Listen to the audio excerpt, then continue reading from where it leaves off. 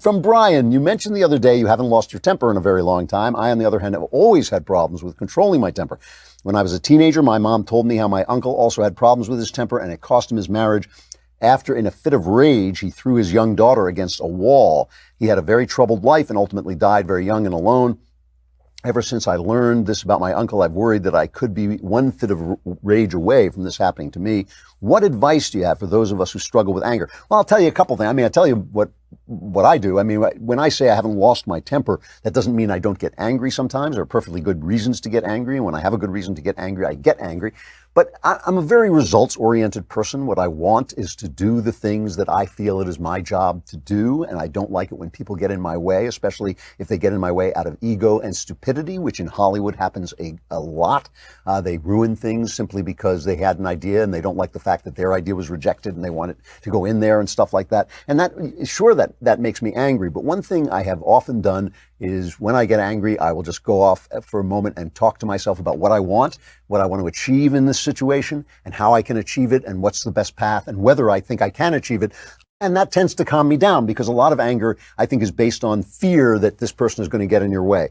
Most of the time, I find that people can't get in your way if you handle yourself well. If you refuse to do the things that you're not going to do, and you are determined to do the things that you are going to do, you don't really have to get angry very much. You can be very polite and just say no when you have to say no. However, you're talking about losing your temper. You're talking about having no control when the moment of temper comes. And that's true. That doesn't happen to me very often. And that's something you really have to look into. And I'll tell you why. Okay. Think about people who beat their wives. Think about people who punch their wives.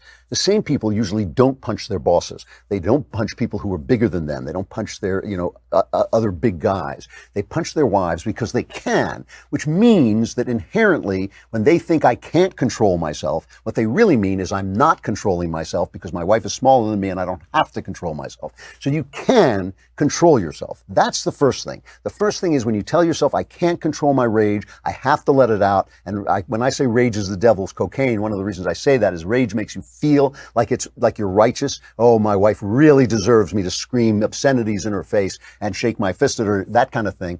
But you don't do it when somebody is more powerful than you are. So you can control yourself, and you should control yourself and walk away and think about what's bothering me here? What do I want from this situation? What can I get? How can I compromise sometimes? How can I help the other person get what she or he wants too? That's a good way of going forward. I always feel, I'm not here to win. I'm here to get things that are good for as many people as possible.